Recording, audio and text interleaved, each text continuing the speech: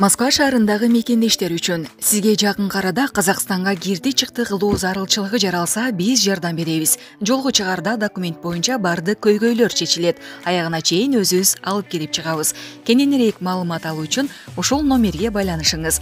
+7 977 412 67 33 +7 987 772 47 54. Унаалар ыңгайлуу, жолдо кыйналбайсыз. Саламатсыздар, урматтуу Чалкан медиа каналынын көрөрмандары. Өлкөбүздө алынган акыркы сааттагы жаңылыктар менен сиздерди тааныштырабыз. УКМК Жалал Абадтагы стоматологиялык клиникаларды текшерип 78-ин жапты. Жалал Абад облусунда 122 жеке менчик стоматологиялык клиниканын 78 тиешелүү лицензиясы жок иштеп жүргөндүгү аныкталды.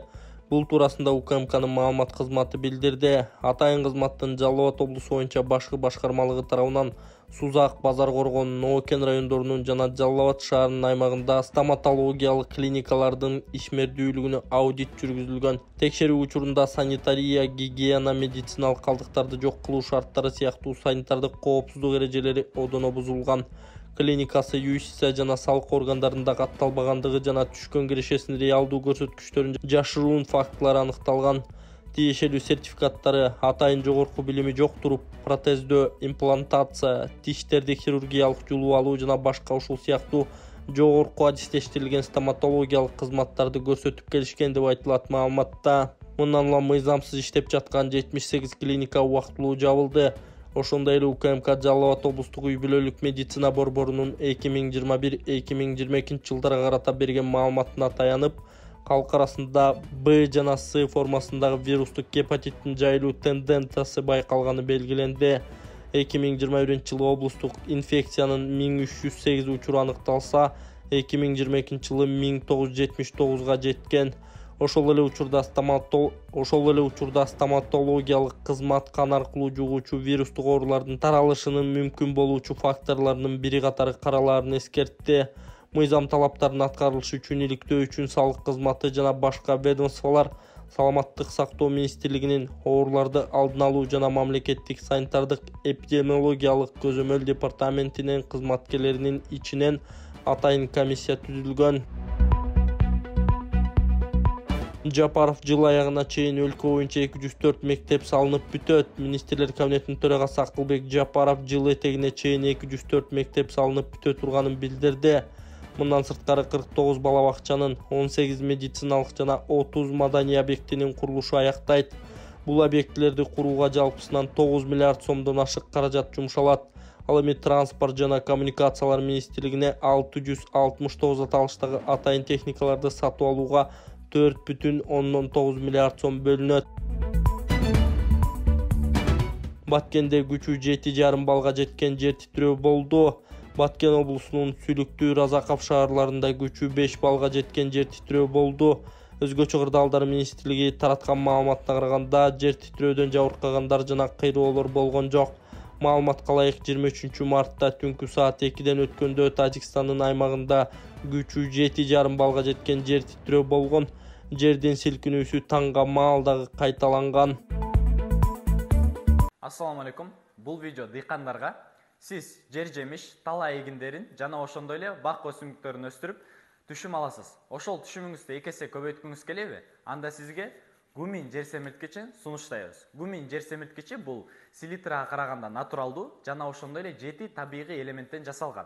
Бунун 1 литри 1 гектар жерге жетет. Отзывдарын кийинки видеолордон көрсөңүз болот. Быйылкы түшүм кандай? Быйыл Кудайга шүгүр сон көрүп тургундар мынакей чоң-чоң болду, кызыл, кочкул. Жакшы болду мынакей, чоң-чоң болду. Метр болуп калыптыр десең бою. Метр. Результаты бар экен. Гуминин базар жок, жакшы экен да. Бойго бериптир как раз. Ростко да бериптир, жакшы. Айба мынакей баянкы мен айтып аткан гумин удобрение. Мынакей эба результат. Мына картошка бир чачкан. Карачы кандай бодрый картошка. Карачы могулар сабактарын жоон. Картошканы бир сулардым дагы. Бир лезвия жүргүздүм. Так эле ушундай мен менен бир эле сепкен. Чогуу эле сепкенбиз катарлаша эле. Саламат болуңуз мынакей.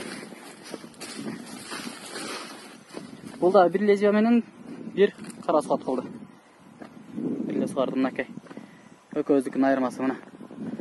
Мына картошка. Мен гумин семирткичи сепкенмин. Бир эле жол. Ошол трактор менен себилди.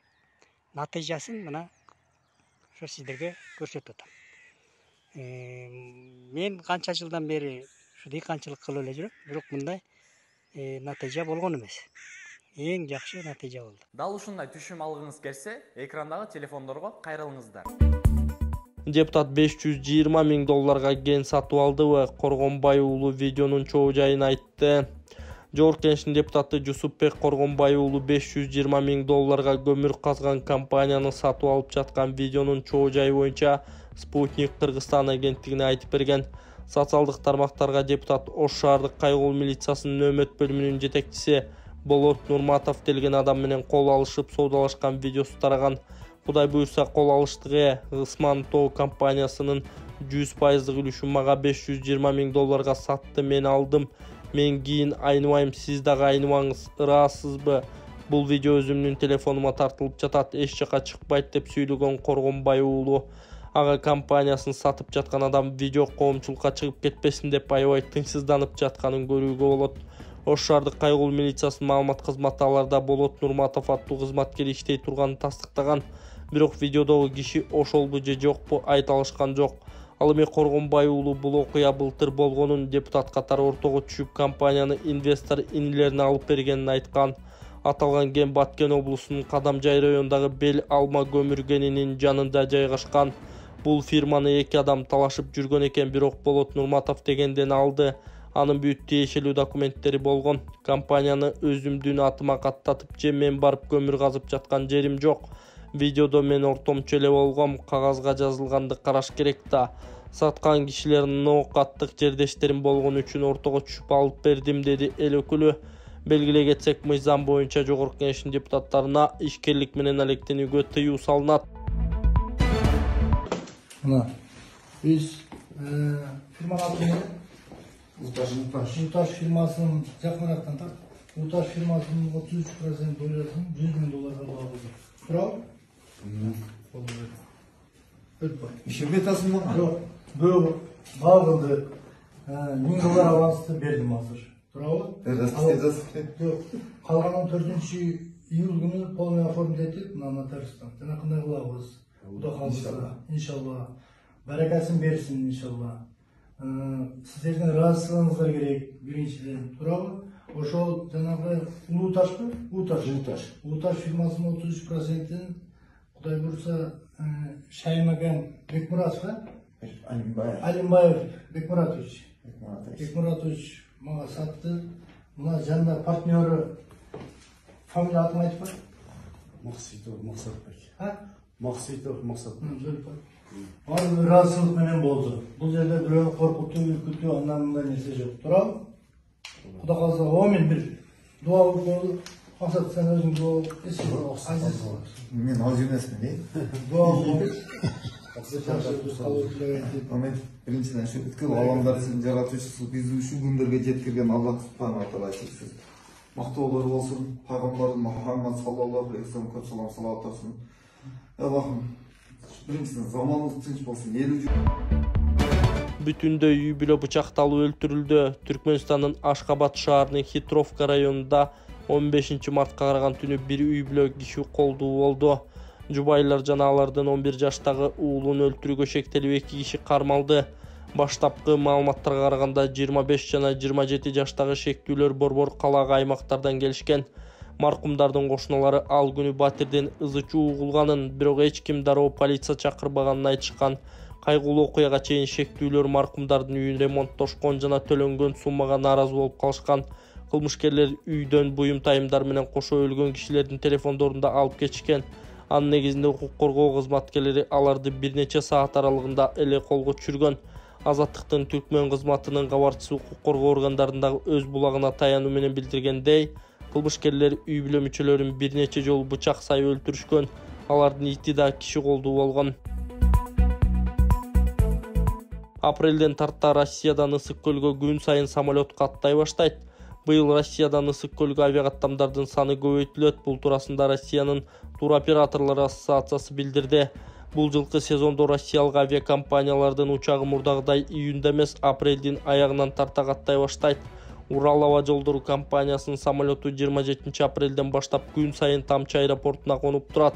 Ал эми Аэрофлоттун каттамдары 2 майда ачылып, жумасына 4 ирет аткарылат. Мурда 2 каттам болчу. Өткөн жылы Ысык көлгө болгон түз аба каттамдарга суроо талап жогору болгон. Быйылда түз учуп барып келүүнү каалаган туристтер азыртадан эле чыгууда. Майда Ысык көлгө жардамалык тур пландалган, ал бат эле толуп калганына карап, бул жылы да суроо талап көп болот деген тыянак чыгарып жатабыз деп айткан туроператорлордун бири.